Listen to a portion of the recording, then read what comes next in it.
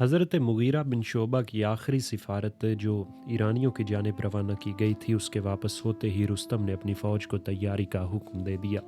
دونوں لشکروں کے درمیان ایک نہر حائل تھی۔ رستم نے نہر پر پل بنانے کا حکم دیا اور پل فوراً بن کر تیار ہو گیا۔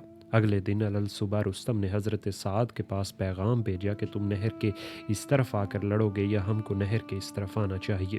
حضرت سعد نے کہلا بھجوایا کہ تم ہی نہر کے اس طرف آ جاؤ۔ چنانچہ تمام ایرانی لشکر نہر کو عبور کر کے میدان میں آ کر جم گیا۔ میمنہ اور میسرا اور ہراول دستہ اور ساکا وغیرہ لشکر کے ہر ایک حصہ کو رستم نے جنگی ہاتھیوں اور زرہ پوش سواروں سے ہر طرح مضبوط اور مکمل بنایا، خود قلب لشکر میں قیام کیا۔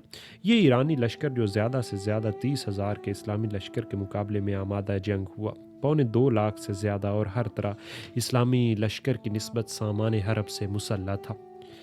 سپہ سالار لشکر اسلام حضرت سعد بن ابی وقاص کے دنبل نکل رہے تھے اور ارک النساء کے درد کی بھی ان کو شکایت تھی، لہٰذا نہ گھوڑے پر سوار ہو سکتے تھے اور نہ چل پھر سکتے تھے۔ میدان جنگ میں اسلامی لشکرگاہ کے سرے پر ایک پرانے زمانے کی بنی ہوئی پختہ عمارت کھڑی تھی۔ حضرت سعد خود اس عمارت کی چھت پر گاؤ تکیہ کے سہارے بیٹھ گئے اور اپنی جگہ میدان جنگ کا سردار خالد بن ارفتہ کو تجویز کیا، لیکن لڑائی کے نقشے اور میدان جنگ کے اہم تغیر اور تبدل کو حضرت سعد نے اپنے ہاتھ ہی میں رکھا، یعنی برابر حضرت خالد بن ارفتہ کے پاس ہدایات روانہ کرتے رہے۔ ایرانی لشکر کی تیاریوں کی خبر سن کر اسلامی لشکر بھی جنگ کی تیاریوں میں مصروف ہو گیا۔ حضرت عامر بن معدی کرب، حضرت عاصم بن عمرو، حضرت ربی، حضرت عامر وغیرہ حضرات نے حضرت سعد کے حکم کے موافق تمام لشکر اسلام میں گشت لگا کر لوگوں کو جہاد اور جنگ پر آمادہ کیا۔ شعراء نے رجز خوانی شروع کیا اور قاریوں نے سورہ انفال کی تلاوت سے تمام لشکر میں ایک جوش اور ہیجانی کیفیت پیدا کر دی۔ بہرحال دونوں افواج مسلح ہو کر ایک دوسرے کے مقابل صف آرا ہو گئیں۔ سب سے پہلے لشکر ایران کی طرف سے ہرمز نامی ایک شہزادہ میدان میں نکلا جو زریں تاج پہنے ہوئے تھا اور ایران کے مشہور پہلوانوں میں شمار ہوتا تھا۔ اس کے مقابلے کے لیے حضرت غالب بن عبداللہ اسدی اسلامی لشکر سے نکلے۔ حضرت غالب نے میدان میں جاتے ہی ہرمز کو گرفتار کر لیا اور گرفتار کر کے حضرت سعد کے پاس لا کر ان کے سپرد کیا۔ اس کے بعد ایک اور زبردست شاہ سوار اہل فارس کی جانب سے نکلا۔ ادھر حضرت عاصم اس کے مقابلے کو نکلے۔ طرفین سے ایک ایک اور دو دو وار ہونے ہی پائے تھے کہ ایرانی شاہ سوار بھاگا۔ حضرت عاصم نے اس کا تعاقب کیا اور لشکر فارس کی صف اول کے قریب پہنچ کر اس کے گھوڑے کو دم سے پکڑ کر روک لیا اور سوار کو اس کے گھوڑے سے اتار کر اور اپنے آگے زبردستی بٹھا کر گرفتار کر لیا۔ یہ بہادری دیکھ کر لشکر ایران سے ایک اور بہادر چاندی کا گرز لیے ہوئے نکلا اور اس کے مقابلے پر حضرت عامر بن معدی کرب نکلے اور گرفتار کر کے لشکر اسلام میں لے آئے۔ رستم نے اپنے کئی سرداروں کو اس طرح گرفتار ہوتے دیکھ کر فوراً جنگ مغلوبہ شروع کر دی اور سب سے پہلے ہاتھیوں کی صف کو مسلمانوں کی طرف ریلا۔ ہاتھیوں کے اس حملے کو قبیلہ بحیلہ نے روکا، لیکن ان کا بہت نقصان ہوا۔ حضرت سعد نے جو بڑے غور سے میدان کا رنگ دیکھ رہے تھے، فوراً بنی اسد کے لوگوں کو بحیلہ کی کمک کے لیے حکم دیا۔ بنی اسد نے آگے بڑھ کر خوب داد مردان کی دی، لیکن جب ان کی بھی حالت نازک ہوئی تو حضرت سعد نے فوراً قبیلہ کندہ کے بہادروں کو آگے بڑھنے کا حکم دیا۔ بنو کندہ نے آگے بڑھ کر اس شان سے حملہ کیا کہ اہل فارس کے پاؤں اکھڑ گئے اور وہ پیچھے ہٹنے لگے۔ رستم نے یہ رنگ دیکھ کر تمام لشکر ایران کو مجموعی طاقت سے یکبارگی حملہ کرنے کا حکم دیا۔ اس متفقہ سخت حملے کو دیکھ کر حضرت سعد نے تکبیر کہی اور تمام اسلامی لشکر نے حضرت سعد کی تقلید میں تکبیر کہی اور ایرانیوں پر حملہ کیا۔ گویا دو سمندر ایک دوسرے پر امڈ آئے یا دو پہاڑ ایک دوسرے سے ٹکرائے۔ فریقین کی افواج ایک دوسرے میں خلط مرت ہو گئیں۔ اس حالت میں ایرانیوں کی جنگی ہاتھیوں نے اسلامی لشکر کو سخت نقصان پہنچانا شروع کیا۔ حضرت سعد نے فوراً تیر اندازوں کو حکم دیا کہ ہاتھیوں پر اور ہاتھیوں کے سواروں پر تیر اندازی کرو۔ حضرت عاصم نے نیزہ لے کر ہاتھیوں پر حملہ کیا اور ان کی تقلید میں دوسرے بہادروں نے بھی ہاتھیوں کی سونڈوں پر تلواروں اور نیزوں سے زخم پہنچانے شروع کیے۔ تیر اندازوں نے ایسے تیر برسائے کہ فیل نشینوں کی جوابی تیر اندازی کی مہلت ہی نہ ملی۔ نتیجہ یہ ہوا کہ ہاتھی پیچھے ہٹے اور بہادروں کے لیے میدان میں شمشیر زنی کے جوہر دکھانے کے موقع ملے۔ صبح سے شام تک میدان کارزار گرم رہا۔ رات کی تاریکی نے لڑائی کو کل کے لیے ملتوی کر دیا۔ یہ دوشنبہ کا روز اور محرم سن 14 ہجری کا واقعہ ہے۔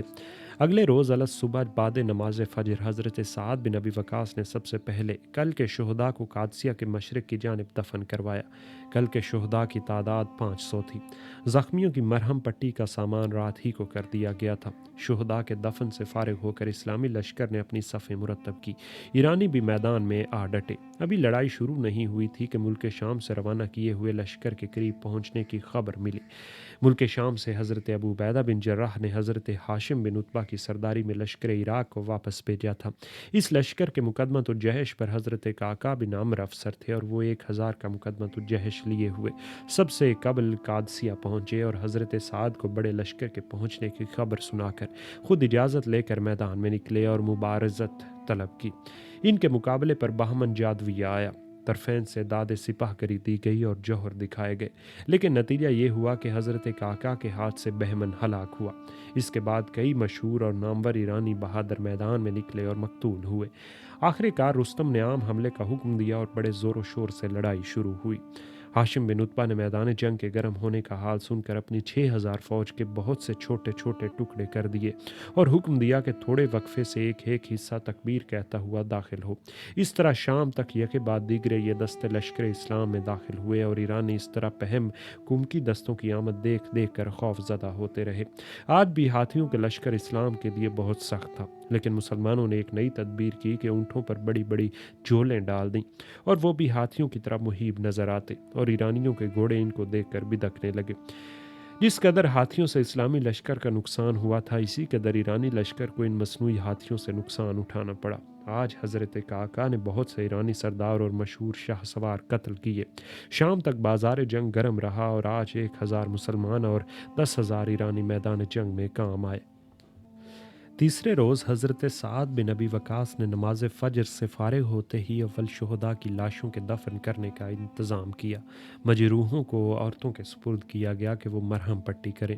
اس کے بعد دونوں فوجیں میدان جنگ میں ایک دوسرے کے مقابل ہوئیں۔ آج بھی ایرانیوں نے ہاتھیوں کو آگے رکھا، لیکن قعقاع اور عاصم نے مل کر فیل سفید پر جو تمام ہاتھیوں کا سردار تھا حملہ کیا اور اس کو قتل کر ڈالا۔ فیل سفید کے مارے جانے کے بعد ایک دوسرے ہاتھی پر حملہ ہوا تو وہ میدان سے اپنی جان بچا کر بھاگا۔ اس کے بھاگتے ہوئے دیکھ کر دوسرے ہاتھیوں نے بھی تقلید کی اور اس طرح آج ہاتھیوں کا وجود بجائے اس کے کہ اسلامی لشکر کو نقصان پہنچاتا خود ایرانیوں کے لیے ضرر رساں ثابت ہوا۔ آج بھی بڑے زور و شور کی لڑائی ہوئی اور صبح سے شام تک جاری رہی۔ غروب آفتاب کے بعد تھوڑی دیر کے لیے دونوں افواج ایک دوسرے سے جدا ہوئیں اور پھر فوراً مستعد ہو کر ایک دوسرے کے مقابل صف آرا ہوئیں۔ مغرب کے وقت سے شروع ہو کر صبح تک لڑائی جاری رہی اور تمام رات لڑائی کا شور و غل اور ہنگامہ برپا رہا۔ نہ پوری کیفیت حضرت سعد کو معلوم ہو سکتی تھی اور نہ رستم کو۔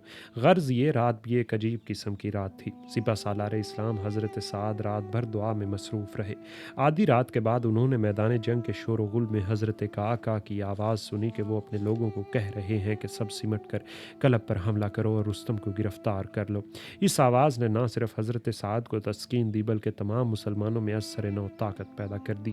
تمام رات اور تمام دن لڑائی لڑتے ہوئے غازیان اسلام تھک کر چور چور ہو گئے تھے، مگر اب پھر ہر قبیلہ کے سردار نے اپنی اپنی قوم کو مقابلے کے لیے پرانگیختہ کیا۔ بڑے زور و شور سے تلوار چلنے لگی۔ حضرت قعقاع کی رکابی فوج لڑتے ہوئے اس مقام تک پہنچ گئی جہاں رستم ایک تخت زریں پر بیٹھا ہوا اپنی فوج کو لڑا رہا تھا اور حصہ فوج کو احکام دے رہا تھا۔ اسلامی حملہ آوروں کے قریب پہنچنے پر رستم خود تخت سے اتر کر لڑنے لگا۔ جب زخمی ہوا تو پیٹھ پھیر کر بھاگا۔ حضرت ہلال بن علقمہ نے بڑھ کر بھاگتے ہوئے پر برچھے کا وار کیا جس سے اس کی کمر ٹوٹ گئی اور نہر میں گر پڑا۔ ہلال نے فوراً گھوڑے سے کود کر اور جھک کر رستم کی ٹانگیں پکڑ کر باہر کھینچ لیا اور اس کا کام تمام کر کے فوراً رستم کے تخت پر بلند ہو کر بلند آواز سے کہا، اللہ کی قسم میں نے رستم کو قتل کر دیا۔ اس آواز کے سنتے ہی اسلامی فوج نے نعرہ تکبیر بلند کیا اور ایرانیوں کے ہوش اور حواس باختہ ہو گئے۔ ایرانی میدان سے بھاگے۔ لشکر ایران میں سواروں کی تعداد 30,000 تھی، جن میں سے بمشکل 30 سوار بھاگ کر اپنی جان بچا سکے، باقی سب میدان جنگ میں مارے گئے۔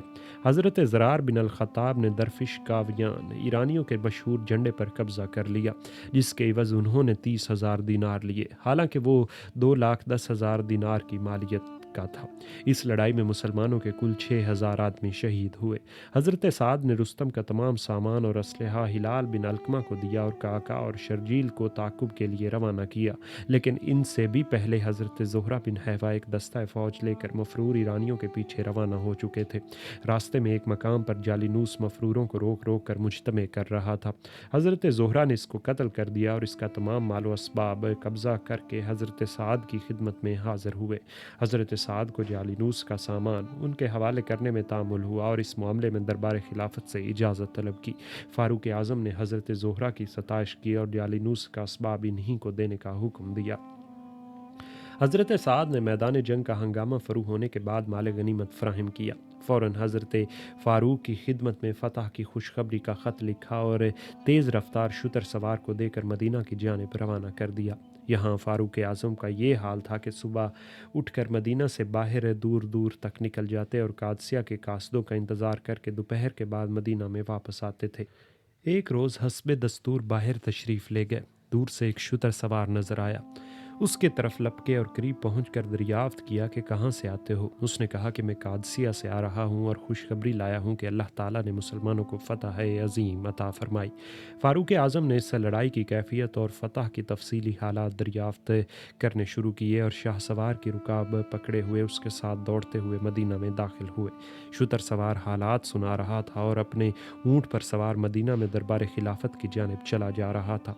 शहर में दाखिल होकर शुतर सवार ने देखा कि हर शख्स जो सामने आता है फ़ारूक आज़म को अमीरुल मोमिनीन कहकर अस्सलामु अलैक करता है। तब इसको मालूम हुआ कि जो शख्स मेरे साथ पैदल चल रहा है वो खलीफा वक्त है।